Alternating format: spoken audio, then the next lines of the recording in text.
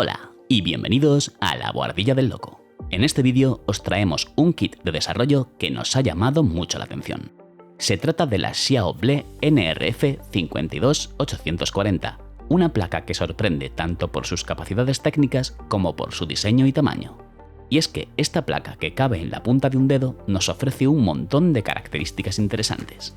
En el vídeo de hoy hablaremos de las propiedades de la placa, veremos cómo programarla utilizando el IDE de Arduino y realizaremos unos cuantos ejemplos de uso bastante interesantes. ¡Comenzamos!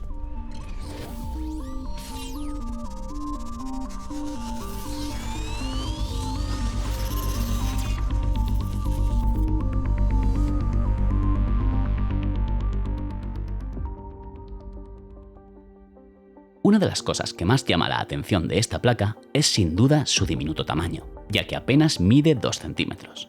Esto la hace ideal para dispositivos portátiles y proyectos del Internet de las Cosas. La placa ha sido diseñada no solo para prototipos, sino para la producción, y es apta para usarla en protoboard, ya que no contiene componentes en su parte posterior.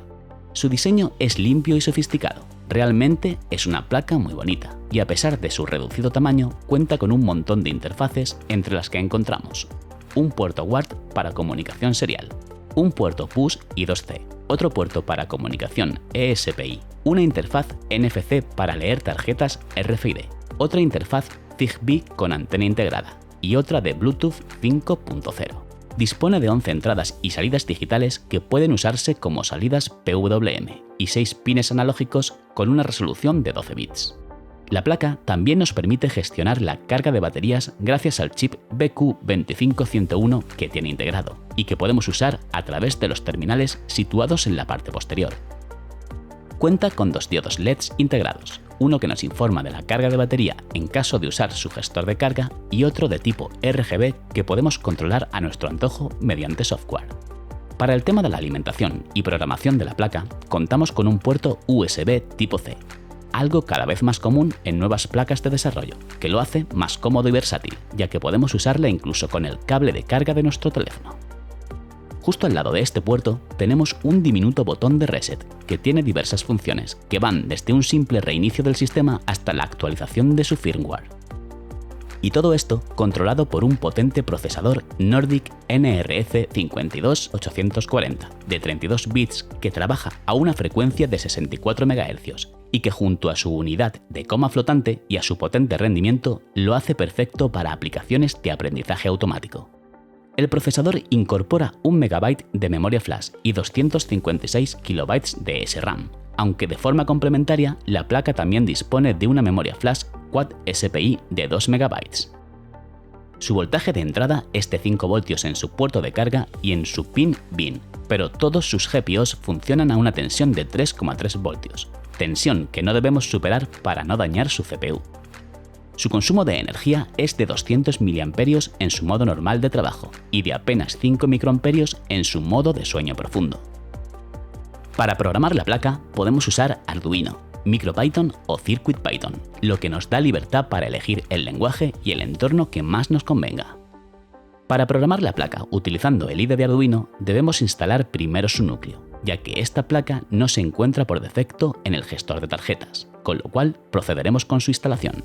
Para ello iremos al menú Archivo, a Preferencias y a Gestor de URLs adicionales de tarjeta, y pegaremos a continuación la siguiente URL que dejaré en la descripción del vídeo y que podéis encontrar también en la página oficial de Seeed Studio. Una vez pegada la dirección, guardaremos los cambios y de este modo le indicaremos al IDE de Arduino que tiene un nuevo repositorio donde buscar placas. Y eso es justo lo que haremos, buscaremos la placa y la instalaremos. Para ello iremos al menú Herramientas, Placa, Gestor de tarjetas y buscaremos la placa con el nombre SEED NRF54 Boards y la instalaremos.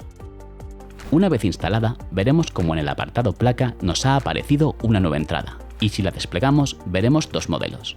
Ahora debemos seleccionar nuestra placa y para comprobar que todo funciona bien, cargaremos el sketch de Blink para hacer parpadear su LED. Bien, esto nos indica que todo funciona correctamente. Y ahora que ya lo tenemos todo listo, vamos a explorar sus ejemplos para ver qué nos permite hacer la placa. Si os fijáis, ahora disponemos de una serie de ejemplos para nuestra placa que se han instalado junto con ella. Tenemos muchos ejemplos de uso de la interfaz Bluetooth, ejemplos para usar la placa como un teclado o ratón inalámbricos, ejemplos de uso con pantallas, del uso de sus entradas y salidas, para la lectura y escritura de su memoria interna, o ejemplos para usar diferentes modos de encriptación. Realmente tenemos muchísimos ejemplos que nos enseñan cómo usar las diferentes características de esta placa. Y lo mejor de todo es que existe una amplia documentación sobre las librerías utilizadas. Nosotros, en este vídeo, nos vamos a centrar en uno de los puntos fuertes de la placa, que es sin duda su interfaz Bluetooth Low Energy, y realizaremos 3 ejemplos usando esta tecnología. En este primer ejemplo, controlaremos el color de un LED RGB usando nuestro teléfono, y lo haremos mediante una aplicación que nos proporciona la empresa Adafruit.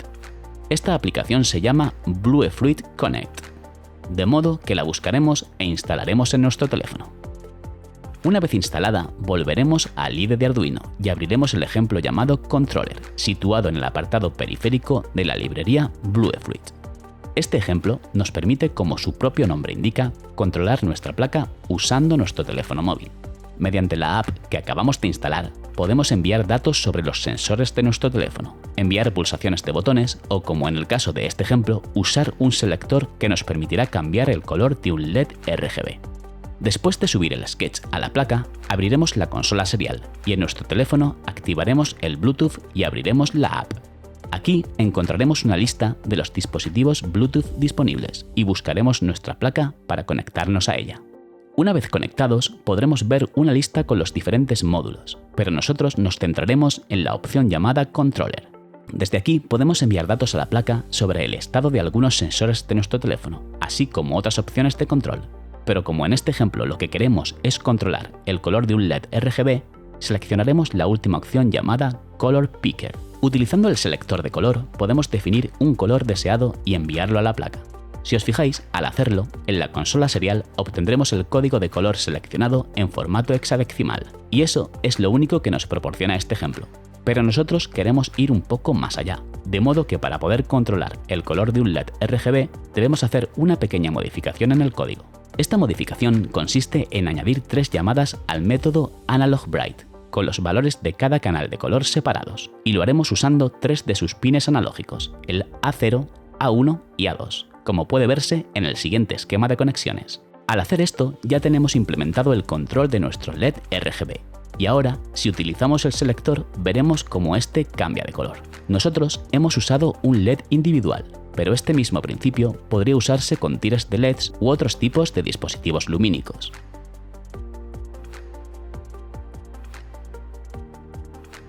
El siguiente ejemplo que veremos es un ejemplo que no se encuentra en la lista de ejemplos, ya que lo hemos desarrollado nosotros, pero os lo dejaremos en la descripción del vídeo por si os interesa y queréis echarle un vistazo. Este ejemplo consiste en detectar la distancia a la que nos encontramos de nuestra placa utilizando un smartwatch.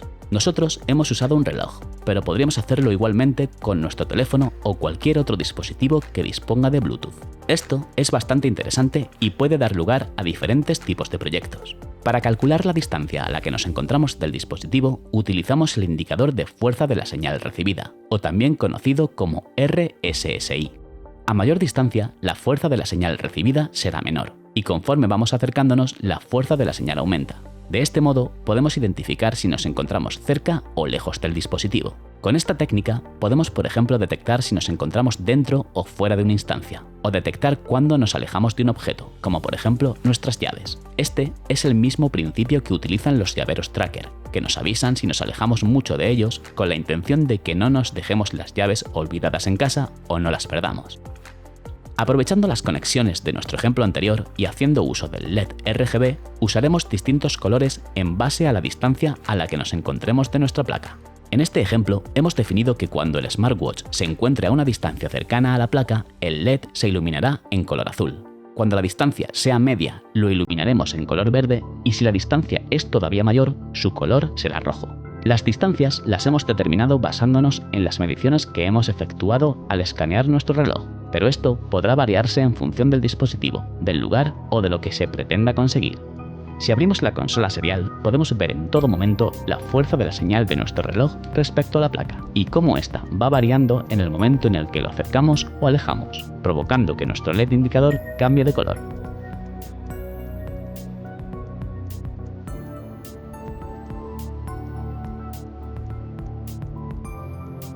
Nuestro tercer ejemplo lo hemos llamado tablón de anuncios y consiste en enviar desde nuestro teléfono mensajes a la placa para mostrarlos en una pantalla OLED. Usando de nuevo la app de Adafruit, nos conectaremos con nuestra placa y esta vez seleccionaremos el módulo llamado UART. Desde aquí escribiremos cualquier texto y pulsaremos en el botón enviar, y el texto aparecerá instantáneamente en la pantalla. Este ejemplo de proyecto, que en un principio puede parecer simple, podría convertirse en la antesala de algo más complejo e interesante, como podría ser un proyecto de reloj inteligente que permita intercambiar datos con nuestro teléfono u otro tipo de dispositivo con el que podamos establecer una comunicación. Lo cierto es que las posibilidades que nos ofrece esta placa son infinitas y todo dependerá de la imaginación e ingenio de cada cual llevar a cabo proyectos increíbles. Me gustaría que me dejaseis vuestra opinión en los comentarios sobre qué os ha parecido esta placa y qué proyectos interesantes realizaríais con ella. Si os ha gustado el vídeo y queréis que profundicemos más en este kit de desarrollo y todas sus características, dejadme un like y suscribiros si todavía no lo estáis para no perderos ninguno de nuestros contenidos. Un saludo a todos y recordad, nos vemos en la guardilla.